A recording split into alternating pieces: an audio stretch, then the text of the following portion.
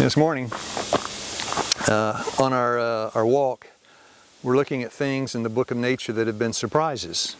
Over the last, 3-4 decades, I've seen a lot of things. I've smelled a lot of things. I've tasted a lot of things that have been very, very surprising.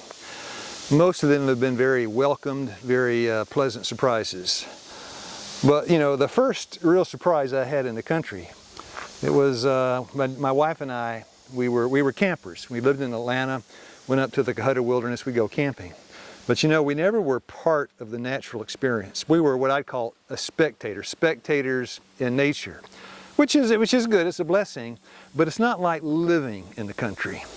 So Psalms 19 verse 1, it said, "The heavens declare the glory of God," but verse 2, "Day unto day uttereth speech." The speech being uttered by nature, it's not English or Spanish or Portuguese. It's a language that speaks right to the heart. So my wife and I, she was born and raised in Mentone, Alabama. That's where we would move to. When her father died, left us some land, we moved out to the country. In nature, there's an immediacy in life. It's just the opposite of artificial and unnatural. And when you find something that's real, that's sincere, that is not surface, it's something you can sink your spiritual teeth into. So nature is full of surprises. The book of nature is full of surprises. So my wife and I were up in Mentone visiting, staying near the Little River in a tent. I got up one morning and in our probably back then 23, 24, 25 years old, got up in the tent, went back out to behind the tent and just standing there. And friends, you talk about a surprise. There was one of the biggest snakes I'd ever seen in my life. It was a water moccasin. Back then I didn't know what to call it. But as it reared up and it opened its mouth like this and began to hiss in its mouth, they call it a cottonmouth. A water moccasin, another name is cottonmouth because its mouth is white like cotton. I looked at that snake and I think I jumped 5 feet in the air. I thought, this country living is no good. Now it just so happens, 2 days ago, I was having a conversation with a good friend of mine he lives in Philadelphia. He has a girlfriend. I was speaking to them on the phone, and we were talking about the blessings of country living. And the young lady, she said, the thing that challenges me, it's all the bugs. I said, well, it's true. I mean, we have snakes, we have scorpions, we've got black widows, we've got a lot of bugs. And we got mosquitoes and gnats and everything. But it's those insects, it's the wildlife that really make it what it is, which is real. And dear friends, I would rather face a water moccasin than to face some of the two-legged snakes I've met in the big cities before. Yeah, I'm sorry. But that was a surprise. So, and from that time, once we moved up here, then it was more common to see like rattlesnakes and copperheads and things like that. But water moccasins is more of an aquatic snake. It likes water. And where we're at now up in Tennessee, we're a little north of the line of water moccasins, so we don't see those anymore. But we got plenty of rattlesnakes and copperheads and things. And that's just the book of nature. You have chapters that are blessings. You have chapters where you see and read about the curse. Nature is under a curse. But God, even in this kind of state that we're in today, He has filled nature with blessings and reminders that the Lord lives and He reigns, and this preview of the beauty in nature. And that's all it is, just a very, very faint preview of where we're headed when the end comes. So, surprise, the snake, well, it was a surprise. I think the hair on my back of my neck stood up and I was ready to pack up and go back home. But I'm glad I didn't. Now, our next stop on the road to surprises, I think, is going to be at the Hoary Mountain Mint. Off we go.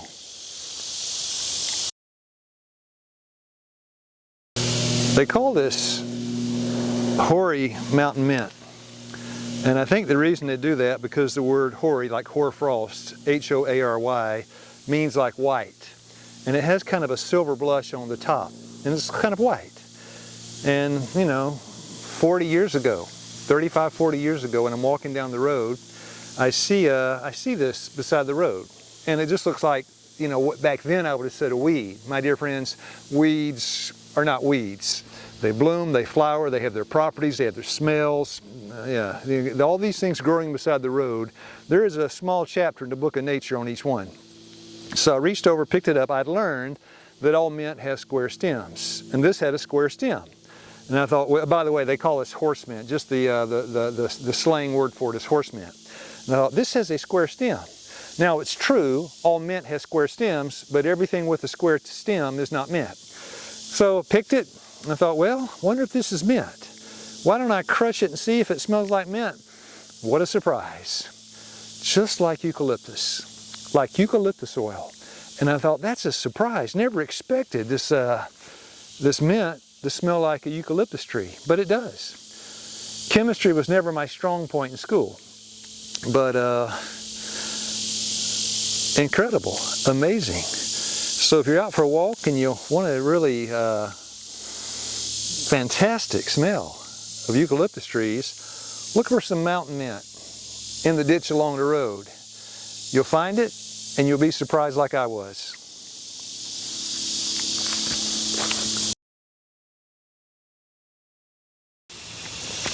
Got out to the country and began to see things and hear things.